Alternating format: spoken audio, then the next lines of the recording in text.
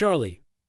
We set off in a convoy, riding for about 2 hours behind Russ and David in their Mitsubishi 4x4s from Prague to near the Slovak border, stopping at the Cistercian monastery in Sedlec, a suburb of Kutna Hora, to visit the All Saints Chapel. Built in the 15th century and known as the Kostnis, the ossuary or the Beinhaus, the latter, a typically pragmatic German word meaning the bone house, this ghoulish place contained the skeletons of more than 40,000 people. In the late 13th century, King Ottokar II of Bohemia sent Henry, the abbot of Sedlec, on a diplomatic mission to the Holy Land. Henry brought back a handful of earth from Golgotha, the skull-shaped hill upon which Jesus is believed to have been crucified. Sprinkling it over the monastery cemetery, he transformed it into the most desirable graveyard in Central Europe.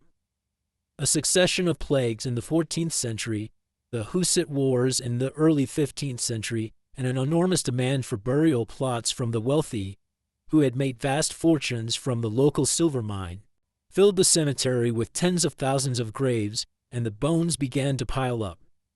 During the plague epidemic of 1318 alone, more than 30,000 people were buried in Sedlec. In the early 15th century, a church was built in the middle of the cemetery, and a half-blind Cistercian monk assigned the task of stacking a chapel beneath it with bones exhumed from earlier graves.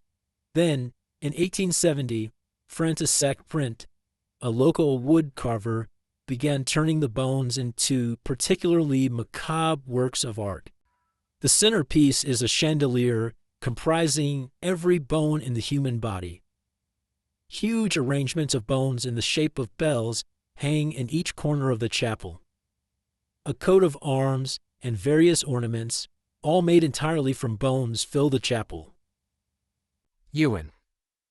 Maybe it didn't help that I'd been listening to Wagner on my iPod as we rode through scrappy Czech towns, along cobbled roads and down tree-lined avenues, their branches still bare from winter towards Sedlec. But as we walked around the chapel in our motorbike kit, staring at the eerie display, I couldn't decide whether it was very beautiful or very disturbing. Charlie thought it was a bit of a cool idea because instead of having all those bones just going to waste, stacked up outside, this groovy abbot had this great idea to do this. It's a kind of homage to the people, really. People walk in, smile, and think, wow, this is incredible. It's nice that the place is filled with the spirits of all the people that are here.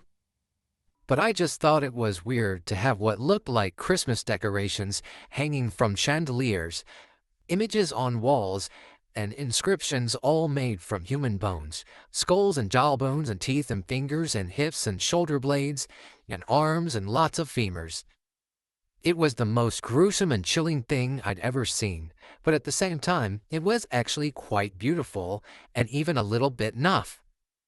I don't know why, but it was just a bit cheesy, even if it was made of people's bones.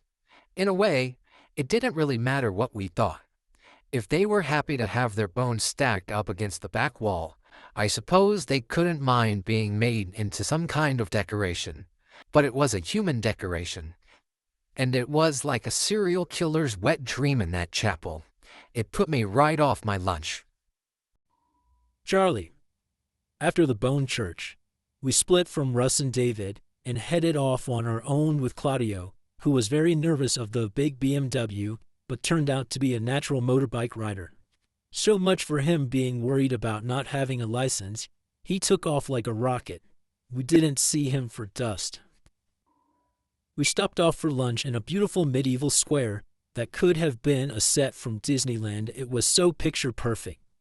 We walked around the square, gazing at the painted shop fronts, stopping to look at market stalls and a beautiful fountain in the center, while Claudio quietly got on with the filming. With a few minutes, he had the whole thing in the bag. It was such a relief to discover that between the three of us we could get it done simply and easily and without any fuss. From the square we rode for several hours through a valley with a river flowing beside a road lined with cliff walls, dotted with abandoned factories and industrial plants. until we started climbing to the Punkva caves at the Puskies Leb in the Moravian Karst, a wild mountainous area north of Brno. With more than 1,000 caves, the region has been designated a World Heritage Site. And if there's one reason to come to Czech Republic, it's to come see these caves. They are really quite something. We hopped into a boat and entered the caves with the whole place to ourselves because we had arrived late in the day. We spent about an hour exploring a maze of stalagmites and stalactites, arguing over which was the one that hung down from the ceiling and which one grew up from the floor, open-mouthed at the scale and beauty of it all, while the guide explained that the caves were 300 million years old and that the stalagmites grew by 1 millimeter every 30 years. We walked deep into the mountain, along tiny alleyways between the rock formation, through a door, down a short path, and then into the most incredible gorge. It was immense, with green moss and algae everywhere, and even patches of snow because it had its own microclimate. On the far right, a river emerged from a cliff into a large lake. It was astonishing, like a set from The Lord of the Rings, or in Ewan's words, like the inside of Jabba Hutt's arse. We just looked at it in silence for several minutes, bowled over by it all, our arms around each other, soaking it all in. The gorge was more than 450 feet high, nearly 600 feet wide, and almost completely enclosed, except for a small opening at the very top, ringed by pine trees silhouetted against the sky, letting in light from above. The story went that a nasty stepmother and her 2 stepsons were walking along the top of the cliffs above the huge bowl. Fed up with their stepmother's nagging, the stepsons led her to the edge of the gorge, and while she was still going on at them, grabbed her and threw her over. Since then, it's been called the stepmother's abyss. After a night in a traveler's hotel in a small village and riding through a landscape that Ewan said reminded him of Perthshire, we rendezvoused with the support team at the Slovakian border. David's Mitsubishi Shogun and Russ's Mitsubishi pickup truck, now christened Warrior and Animal, were parked up near the customs office. Even before we got off our bikes, Russ ran over to speak to us. Did you get your carnet stamped on the way in? No. You really didn't. We really didn't. We just drove through. This is giving me a brain ache. Do you know how important that carnet is? We're only travelers. Sure, if we can enter the country without stamping the carnet, we can do the same when we leave it. You can't, mate. The carnet's a bond kind of thing. You can't play around with the rules. Do you know what I mean? Believe me, mate, you can't do that to these things. Russ was in a state of panic, talking 10 to the dozen and not finishing any of his sentences. I've been caught out with these things before. They are all... Let me find out. Let's phone back to the office before we do anything and get some advice on that. Otherwise, I'd be tempted to almost too. Russ, what's the matter? Let's just keep this calm, okay? We'll make the phone call. We're not going to do anything. And once we've found out what we need to do, we'll go from there. Everything had been so sweet and so smooth until we met up with the crew. Suddenly we were embroiled in a massive drama at the border, a place where we needed to keep a low profile. We hadn't stamped our carnet coming into the Czech Republic, which we needed to prove we hadn't sold any of our equipment. If anyone had told us we'd needed it, we'd forgotten. David was running back and forward in a bright red jacket, a walkie-talkie clipped to his belt, and a look of terror on his face, drawing an enormous amount of attention to us just when we were trying to slip out of the Czech Republic unobtrusively. While Ewan munched on some nuts and I adjusted some of the bags on my bike, Russ berated us for not getting our carnet stamped. Eventually, I had enough. Listen, Russ, just calm down. You're getting really worked up about this when we need to keep our cool. Just calm down. Russ lost it altogether. You deal with it. He snapped and stomped off. David was looking very stone-faced. He'd just spoken to a trucker who had told him he'd been waiting for 5 hours to get through the border. There's no fucking way we're waiting for 5 hours. As if we had any choice. Gabbling into his cell phone, seeking advice, he spotted Russ heading towards the customs office. Just don't show the carnet. He hollered after him. Russ, just so you are in the loop of this. But Russ kept walking. He was clearly furious with me. He had a point. But there was a way to deal with these things. It takes time to get through a border, and you've just got to let it happen. It didn't help that Russ and David were running around like blue wire flies. Filming everything, David ordered Jim to shoot him. Jim, come here. I've got to tell you this. And then, at the camera, I'm with the boys. Long way round. And we've just arrived at the border. we always knew Europe would be touristy and fairly uneventful. The real drama would come when we got further east. Why create a crisis when we were confident the road would provide enough to satisfy our hunger for adventure, as well as the documentary's desire for incident? Eventually, we got it sorted. The border guards had spotted us causing a commotion outside and knew they had to check our documents carefully. We paid a small fee for not having stamped our carnet, and that was that. 15 minutes later, we were in Slovakia. What a faff about nothing. It reinforced a belief that the best approach is always to stay nice and cool and get the job done. Ewan. I didn't mind hanging around for however long a border crossing would take, but I did mind wasting time unnecessarily. Riding into Slovakia for a couple of hours, I sunk into a very blue mood, getting annoyed at silly little things such as the chit-chat on the radio and Charlie poking fun at me. I let the banter get the better of me, probably because I needed a little bit of rest, a little bit of time on my own to phone my wife and get away from full-on male companion. I'm not very good at laddish repartee at the best of times, but now it really seemed to land a punch and I was failing to roll with it. It made me miss Ev and my girls all the more. It was only the end of the first week, but I was really longing for them, feeling a bit low and a bit lonely and letting things get to me, my self-esteem falling through the floor. Every border crossing just made me pine all the more. To make matters worse, I had lost a little pink plastic soap dish given to me by Clara. It just added to the sadness. Maybe I needed something to eat. Rolling into a town where I thought we could stop for lunch, I pulled over and looked at my GPS. It was playing up.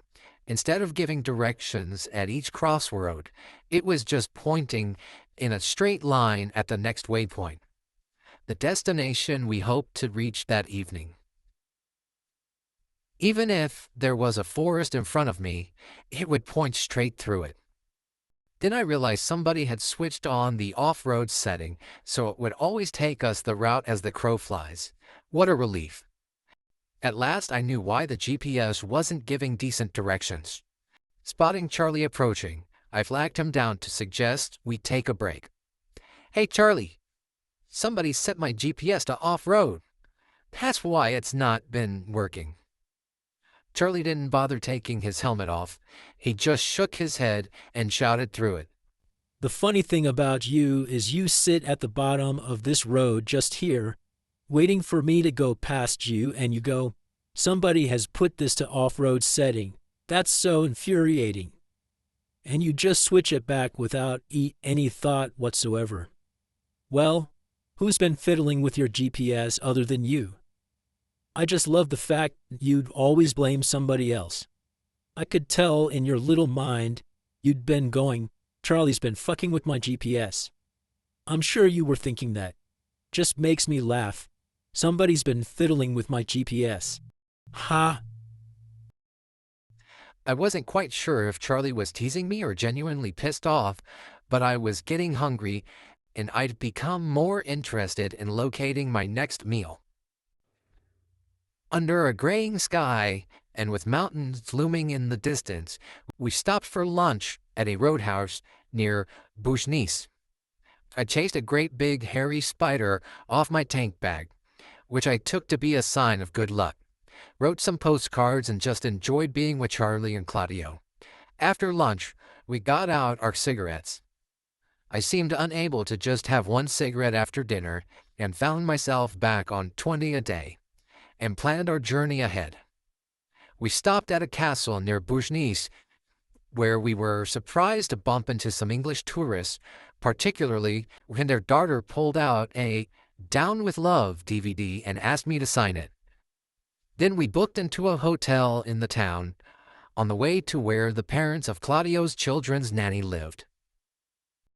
Charlie. We left the hotel early, riding through the Slovakian countryside at times in heavy rain.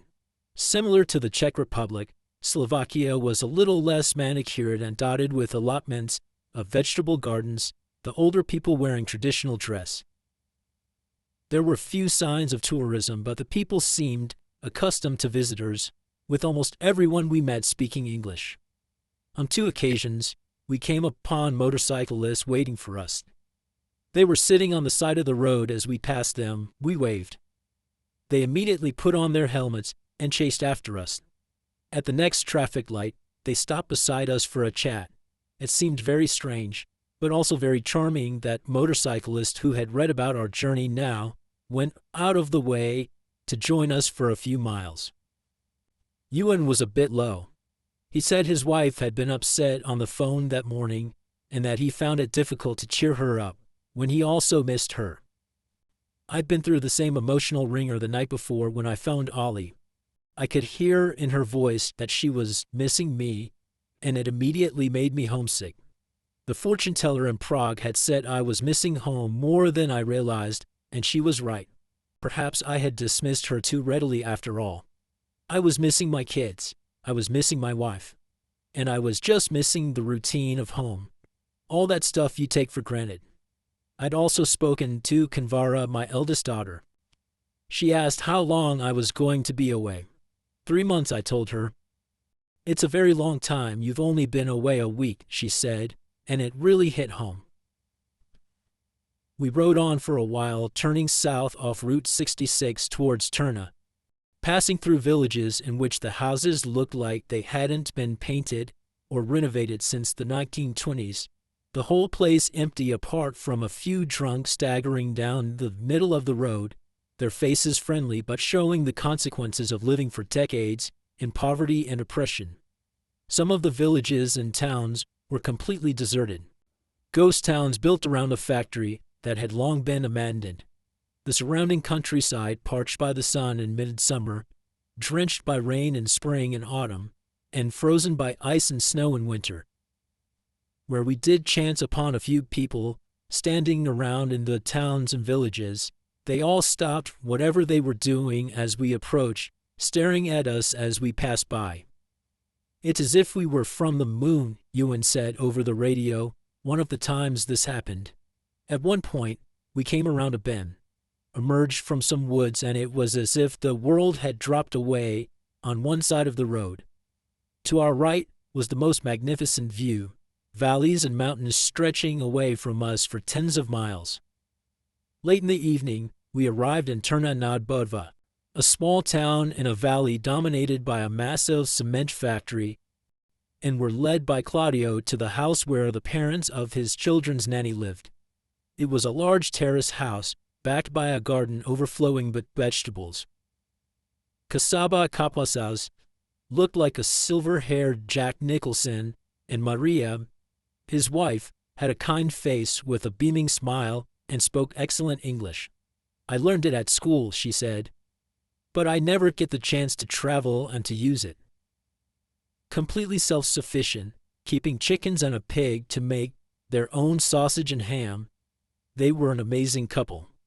At last, Ewan's black mood seemed to be lifted. It's lovely to be in this home. It's such a nice welcome difference. Ewan was very taken by the house and garden. He loved the atmosphere of the place and the warmth and sincerity of the two people who welcomed two relative strangers into their lives. Maria cooked a traditional Slovakian dinner of spicy tomato soup with paprika, pork from one of their own pigs, and cake. It's my husband's favorite, she said. Eat plenty of it. Breakfast isn't until morning. A good philosophy, Ewan replied. As we ate, Maria showed us pictures of her family, spoke of her 5 children, described their days working together at the cement factory, and told us about her 70-year-old pen pal in Edinburgh. They had been writing to each other for 30 years but had never met. After dinner, Kasaba, grinning mischievously, beckoned us downstairs and led us into the garage. Pushing his Lada towards the garage door, he uncovered a flight of steps beneath it. He led us down to the bottom, where we squeezed through a small gap chiseled through the concrete and entered a vast space that this most resourceful of men had hollowed out underneath the house. Along each wall, oak wine barrels were decorated with medals he had won for the red and white wine he made from his own vines. But that wasn't all. The vault was lined with bottles of homemade fruit and grain schnapps, brandy and apple brandy, all offered for tasting. Jesus, he makes every kind of alcoholic substance known to man. If you lit a match down here, the whole fucking country would blow up. Kasaba proudly showed us a well he had spent 5 years digging with his bare hands to avoid having to walk into town with a wheelbarrow to collect water from the hydrant. Sunk 12 feet into the rock, it held about 5 feet of water that he used to irrigate his vegetable garden. Then he took us back upstairs and sat on the end of one of the beds, showing us pictures of his daughter Carolina, now Claudio's nanny, and telling us stories of when she was a child. The next morning, after Maria had cooked breakfast, she and Kasaba took us on a tour of the village by car, showing us where they went to school, proudly pointing out the frescoes in the church and indicating derelict buildings, their windows and frames apparently stolen by gypsies. Slovaks work hard and want to make the country better, Kasaba said, his wife translating. But gypsies just play music and dance and want to do nothing, he added dismissively. Ewan and I looked at each other in the back of the car. To us, it sounded like a good life. But it was depressing to see travelers facing the same intolerance in Central Europe as at home. We eventually bade them farewell and pressed on for the border, hoping the crossing this time would be less fraught. Several hours later, having taken 2 hours to cross the Slovak frontier, we were waiting to cross the Ukrainian border when Russ ran up with a message from Sergei, a Russian fixer. Right here's the deal. The customs officials will only accept original vehicle registration documents, but we only have photocopies. BMW and Mitsubishi have the originals. If we can't get through here, our only alternative is to turn back and head north into Poland through Belarus and Russia to Kazakhstan. The detour will add thousands of miles to our journey, but according to Sergei and Russ, the customs officials refused to bend the rules. We were sticky and dirty and the sun was beating down. Wedged between trucks spewing black clouds of diesel fumes, we were stranded in no man's land, with nothing to eat and very little water, not knowing what to do next. Ewan was fed up and I was worried I'd said something that had irritated him. Needing to get away from the others to figure out a way out of our dilemma, I ambled across the tarmac to a shabby toilet block. Behind the block I bumped into an old Slovak, who said he was an artist. He wore gold-rimmed sunglasses, was dressed in a stained nylon shirt, and spoke a few words of German, the language which I also had only a rudimentary grasp. Ukrain nicht gut. Cross mafia. Ville probleme. The old man warned urgently. Holding up 2 fingers like a gun, he emphasized his point. Ping ping, he said, shouting into the air with his fingers and shaking his head. Mafia aus Ukraine. Although he was unshaven, dirty, and missing several teeth, there was no mistaking the sincerity in his warning. The Ukraine was clearly not a place where a bunch of expensively kitted out and obviously wealthy Western motorcyclists should consider visiting. I wandered back to the road where the crew were waiting and Ewan was smoking. I told him the bad news. Everyone stay calm and we'll be all right. Don't panic. Those mafia guys can smell fear. But the old man said they'll steal everything then kill you, I whimpered. Fixing me with a cold stare, Ewan sucked on his cigarette, exhaled and sighed despondently. So what the fuck are we going to do?